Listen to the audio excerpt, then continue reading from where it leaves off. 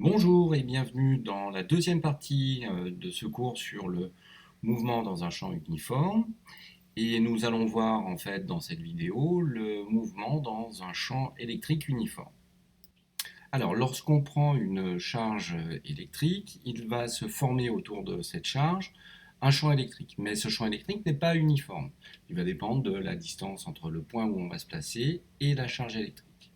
Alors pour avoir un champ électrique uniforme, eh bien on va prendre deux plaques métalliques qui vont être chargées différemment. Donc une plaque qui sera chargée positivement et l'autre plaque qui sera chargée négativement.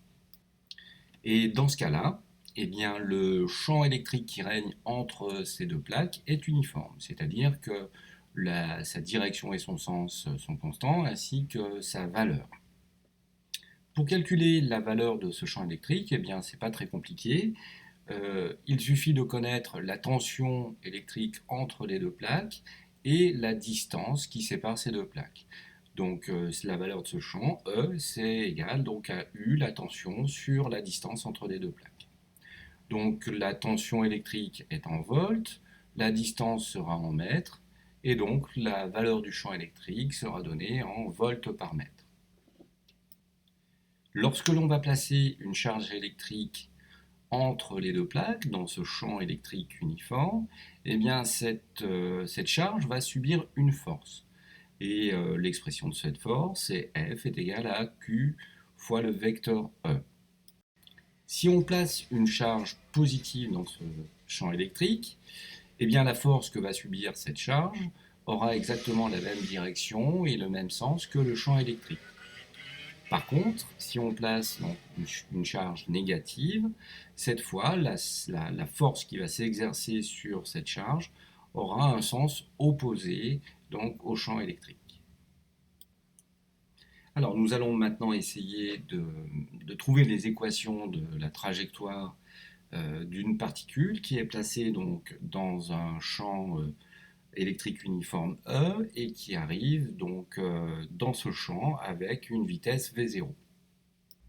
Alors, pour cela, nous allons nous placer dans le référentiel terrestre et nous allons fixer notre paire. Alors, deux axes suffisent ici puisque le mouvement aura lieu dans un plan. Donc, on va prendre l'axe OX et OY. Alors, pour pouvoir trouver ces équations horaires et l'équation de la trajectoire, il nous faut un point de départ. Et comme pour le mouvement dans un champ de pesanteur uniforme, eh bien, ce sera la seconde loi de Newton. Donc la somme des forces appliquées à la particule est égale à m fois l'accélération. Dans ce cas-là, on suppose que notre charge électrique ne subit qu'une seule force, la force électrique.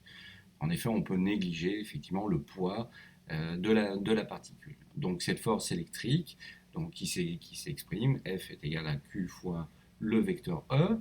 Donc ici, la charge étant choisie comme positive, ben, la force sera exactement dans la même direction et le même sens que le vecteur champ E. Si la charge avait été négative, bien sûr, la force aurait été dans l'autre sens. Comme il n'y a qu'une seule force qui s'applique à notre particule, eh bien on va pouvoir écrire que F est égal à ma. F étant la force électrique, donc QE est égal à ma, et on peut trouver donc l'accélération, le vecteur accélération, qui est égal à Q sur M fois le vecteur E. Alors, si l'on veut connaître les coordonnées du vecteur accélération, eh bien il nous faut les coordonnées du vecteur champ. Alors les coordonnées du vecteur champ, elles sont relativement simples à déterminer. Eh bien, suivant x, 0, et puis suivant y, e.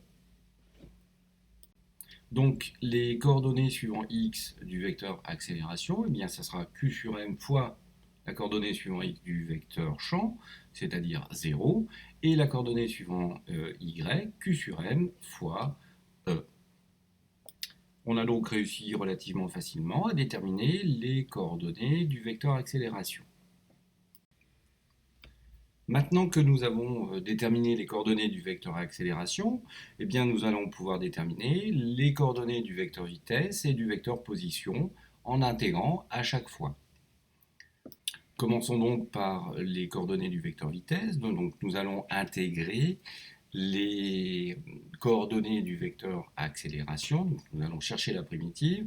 La primitive de 0, eh bien, ce sera une constante. Donc, pour cela, il va falloir qu'on détermine aussi les conditions initiales, c'est-à-dire les coordonnées du vecteur V0.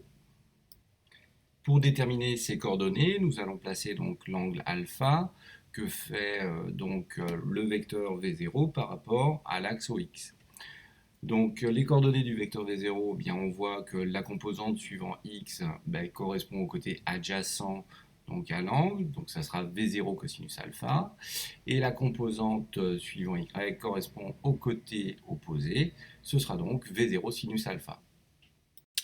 On peut donc maintenant revenir aux composantes du vecteur vitesse. Donc on a dit que la composante suivant x du vecteur vitesse était une constante, puisque la primitive de 0 est une constante, et qui correspondra à la coordonnée suivant x du vecteur v0. Donc vx sera égal à v0 cos alpha. La composante suivant y, donc maintenant, lorsqu'on va intégrer la composante de l'accélération, QE sur m, eh bien, en intégrant, on va trouver QE sur m fois t, plus une constante, à t égale 0, la vitesse est égale à v0 sinus alpha suivant l'axe y. Donc on rajoute notre constante v0 sinus alpha. On va procéder maintenant de la même façon pour déterminer les coordonnées du vecteur position. Pour avoir la composante suivant x du vecteur position, eh bien on va intégrer la composante suivant x du vecteur vitesse. Donc la primitive de v0 cosinus alpha en fonction du temps, eh bien ce sera v0 cosinus alpha t.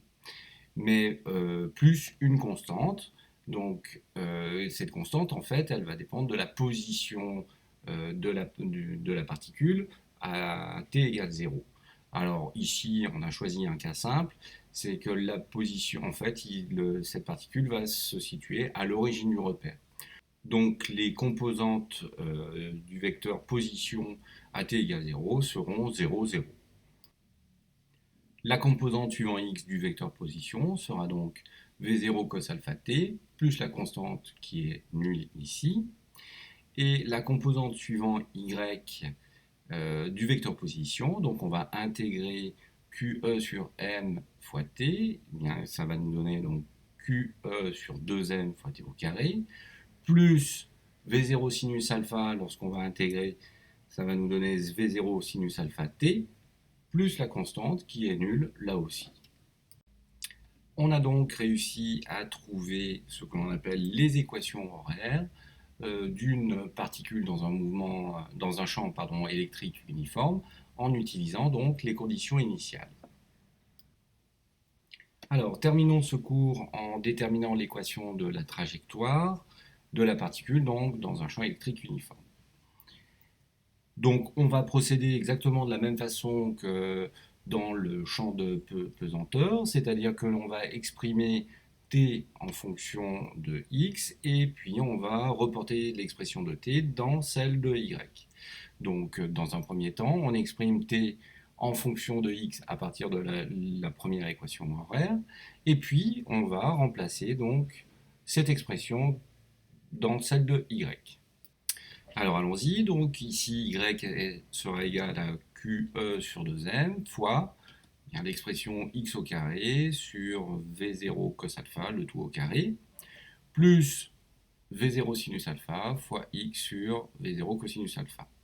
Donc en arrangeant un petit peu, eh bien, on va trouver cette expression-là, et on retrouve effectivement l'équation d'une parabole comme on avait trouvé pour le mouvement dans un champ de pesanteur uniforme. Voilà, ce cours se termine, merci et à bientôt.